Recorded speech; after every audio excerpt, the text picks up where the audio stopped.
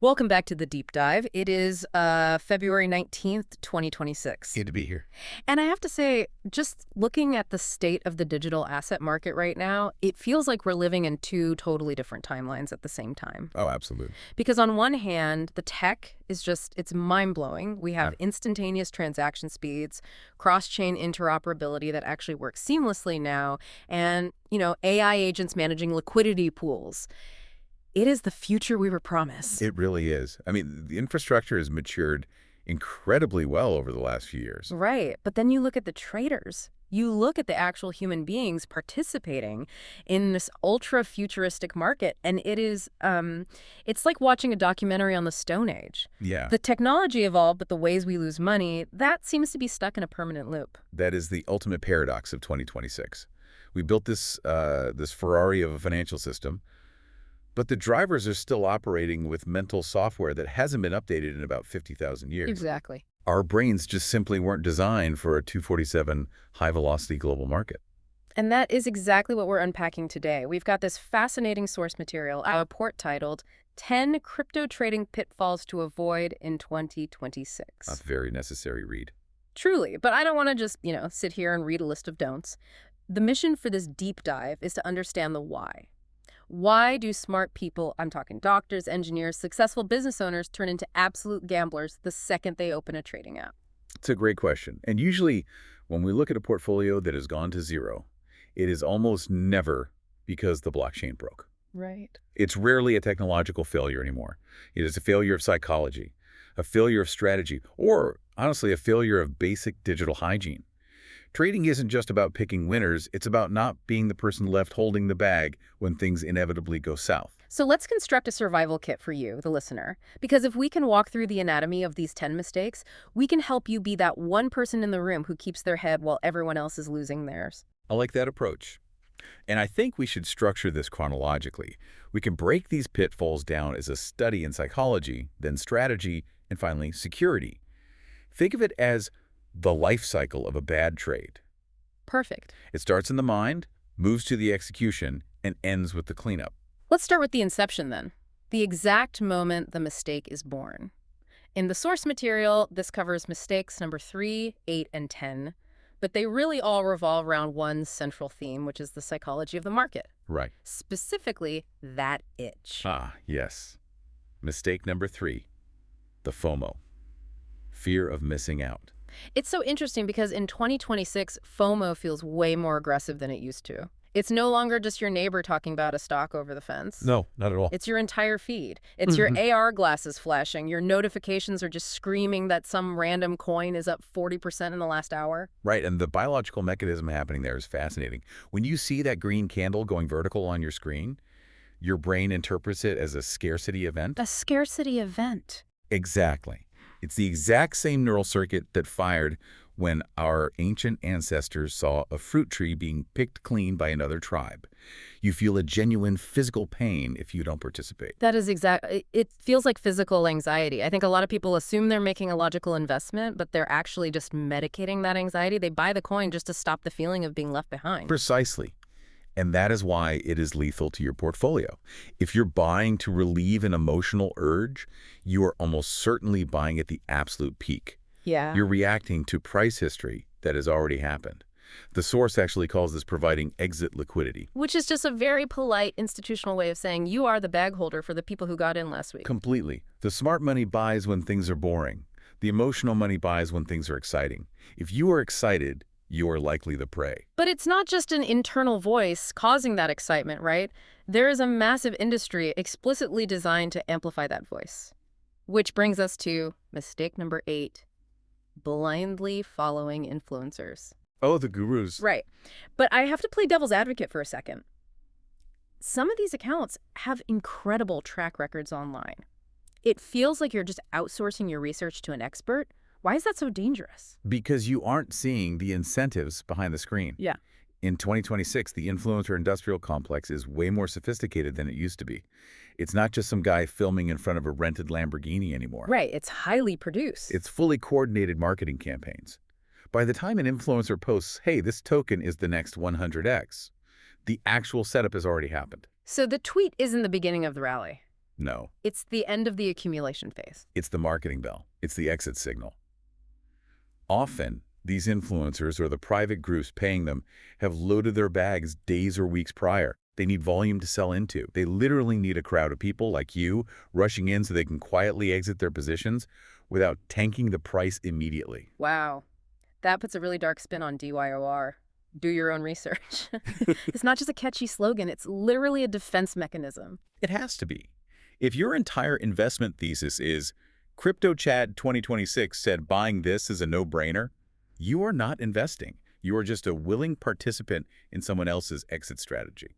So if we combine that biological urge of FOMO with the external manufactured pressure of influencers, we land on mistake number 10, which is really the umbrella for all of this. Emotional trading. Exactly. The big boss of all pitfalls. The source breaks this down into the twin enemies, greed and panic.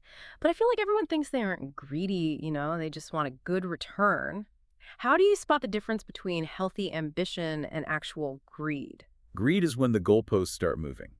Like say you buy a coin at $1 and your plan is to sell at $2. It hits $2 and suddenly you feel like an absolute genius. Right, you're untouchable. So you say, wait, this is obviously going to 5. It hits 5.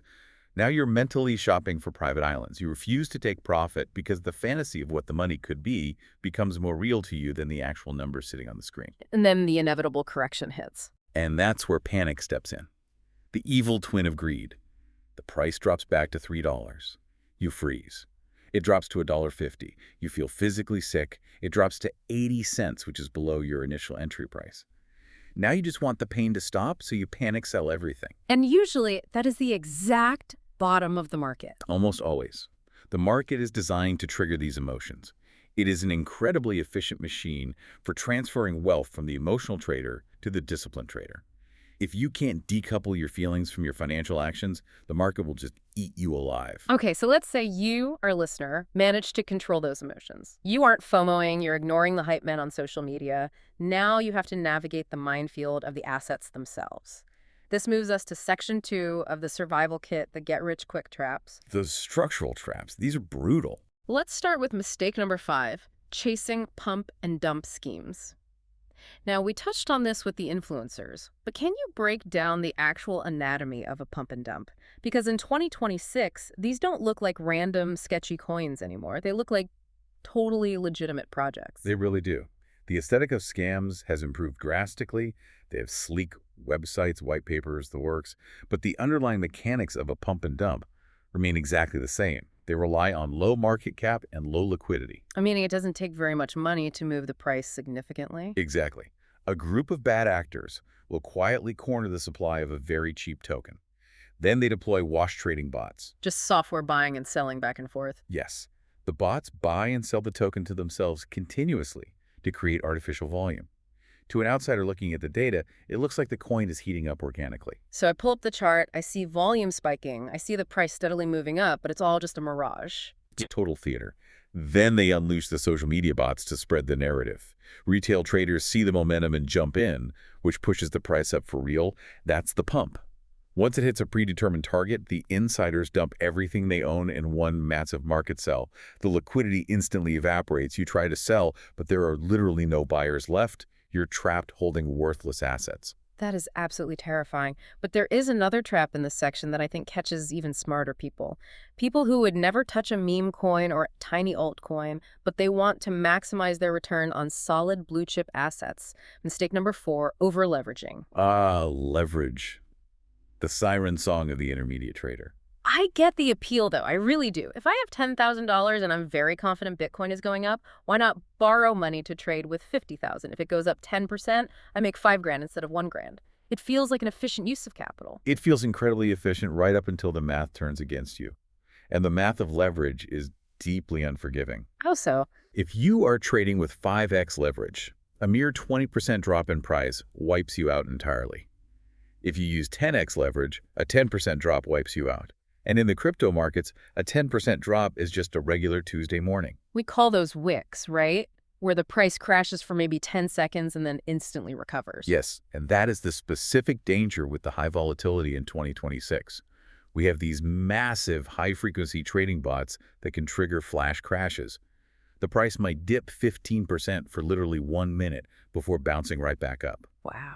If you just held the asset normally, you're fine. You barely even noticed it. But if you were leveraged, you got liquidated at the exact bottom. The exchange automatically sold your collateral to cover the borrowed money. The price recovers a minute later, but you have absolutely nothing left. So you were perfectly right about the overall direction of the market, but you lost all your money anyway just because of the vehicle you used to trade. Exactly. Leverage in a highly volatile market is essentially gambling on the exact path the price takes, not just the final destination. Unless you are a professional risk manager, leverage is the fastest way to zero. Okay, that's a very sobering thought. So no leverage, no falling for scams. How do we actually find the good stuff? This brings us to section 3 of the source, the necessary homework. And this highlights mistake number 6, neglecting fundamental analysis. This is where people get really lazy. They look at a price chart, which is technical analysis, and they think they're researching the project. I am definitely guilty of this. You stare at a chart, you look for the cup and handle pattern or whatever the trend line is doing, but you don't actually know what the token does in the real world. Right. Fundamental analysis is asking, does this project actually have a reason to exist? In 2026, we have thousands of what we call zombie chains. Zombie chain. They have a token, a flashy website, maybe even a GitHub repository, but nobody is actually using the network. So what should a trader be looking for? You need to check the health of the project. What is the actual utility? Is there revenue? Are there real active users? You have to look at the tokenomics. If the founding team holds 40% of the supply and those tokens unlock next month, you are going to get dumped on. It's a great analogy the source uses here. They compare it to buying a car. Looking at price action is like buying a car based purely on a fresh paint job. But doing fundamental analysis is opening the hood and checking the engine. That's spot on. You wouldn't invest your life savings into a traditional tech startup just because their logo looked cool. You'd want to see the books. You'd want to know who the founders are. Are they completely anonymous? Have they rug pulled other projects before? The beauty of the blockchain is that it leaves a permanent trail. You just have to be willing to look at it. Now, assuming we put in the work and pick a winner, we found a great project, the fundamentals are solid, the engine is purring, there is still one major hurdle that wipes people out. Mistake number 2, ignoring security. And honestly, looking at the source, some of this advice like use two-factor authentication, it feels a bit basic for 2026. Doesn't everyone know that by now? Everyone knows it, but not everyone does it correctly. Mm. And the threat landscape has shifted dramatically. It's no longer just about someone guessing your password. Right. The source explicitly mentions SIM swapping as a massive persistent threat. It's huge. If your two-factor authentication, your 2FA, is being sent to you via SMS text message, you are highly vulnerable. A hacker can use social engineering on your mobile carrier, port your phone number to their own device, and instantly intercept your 2FA codes. They can drain your entire exchange account in minutes. So authenticator apps or physical hardware keys only? Non-negotiable. But let's go even deeper, because in 2026, the biggest threat isn't even hacking in the traditional sense. It's a phishing attack, specifically known as ice phishing. Ice phishing. That sounds weirdly pleasant. I assure you it's not. Right. It happens when you go to a website that looks exactly pixel for pixel, like the decentralized finance protocol you use every single day. You connect your wallet just like normal. A pop-up asks you to approve a transaction. It looks completely standard. You click sign because you've done it 1,000 times before. But you didn't read the smart contract you just signed. Correct. You just signed a malicious permission, giving that contract unlimited access to spend your tokens. You didn't give them their password. You didn't leak your seed phrase. You literally just authorized the robbery yourself. That is the scariest part of this technology. It basically assumes you are reading the complex fine print every single time you click a button. Which is exactly why the source heavily emphasizes hardware wallets, cold storage. If your assets are kept offline on a physical device, you can't accidentally sign them away while you're half asleep scrolling on your phone. It adds friction to the process. And usually we hate friction in tech, but friction is good when it comes to security. Friction saves portfolios. All right, we've made it to the final phase of our survival kit. We survived the psychological urges, we avoided the structural traps, we analyzed a good project, and we secure it properly. Now, how do we actually run this operation day to day? Section 4 is all about transforming from a gambler into a disciplined trader. And this covers mistakes 1, 7, and 9. The boring administrative stuff. The exact things that separate the pros from the amateurs. Mistake number 1 is lack of a plan. And I feel like buy and hope is the default strategy for about 90% of retail traders out there. It is. And it's exactly why they lose money over the long term. Entering a trade without a clear exit strategy is literally just gambling. Before you buy anything, you need to answer 3 strict questions. 1, why am I entering this trade? 2, at what exact price do I take profit? And 3, at what price do I admit my thesis was wrong and cut my losses? The third one is the hardest part, the stop loss. It is emotionally the hardest, but mathematically the most important. And this ties directly into mistake number 7, poor risk management. You need to know your invalidation point. If Bitcoin drops below a certain support level, your thesis for the trade is wrong. You need to get out automatically. But people absolutely hate realizing a loss. They think, well, if I don't sell it, I haven't officially lost the money yet. It'll come back. That is the bag holder's prayer. And sure, sometimes it might come back, or it might go down another 80% and stay there for 4 miserable years. A stop loss automatically caps your downside. It protects your capital so that you live to trade another day. And risk management also protects you from betting the farm on one hand. The source talks a lot about position sizing. Right. You should never put more than a small percentage of your total portfolio into a single speculative trade. If you bet 50% of your net worth on one obscure token, you aren't trading. You're flipping a coin with your financial future. Absolutely. Finally, we have to talk about the one thing literally nobody in crypto wants to discuss. Mistake number 9, not keeping records. The paperwork. Because in 2026, with AI-driven tax audits, hiding from the tax authorities isn't really an option anymore, is it? It really isn't. The days of the crypto Wild West are completely over. The blockchains are public ledgers. The authorities have highly advanced tools that can trace funds through privacy mixers and across dozens of different chains. If you aren't tracking your cost basis and your disposals properly, tax season is going to be an absolute nightmare for you. But beyond just staying out of jail, the source makes a really great point about using records for self-improvement. Yes, maintaining a trading journal. This is the secret weapon of profitable traders. Yeah. If you write down exactly why you made a trade, how you felt, and how it turned out, you start to see patterns. Like what kind of patterns? You might realize, hey, every time I trade on a Friday night after a couple of drinks, I lose money. Or, I always seem to get liquidated when I buy based on a specific influencer's tweet. So it forces you to confront your own bad habits in black and white. Exactly. You can't improve a metric that you don't measure. That makes total sense. So let's zoom out for a second.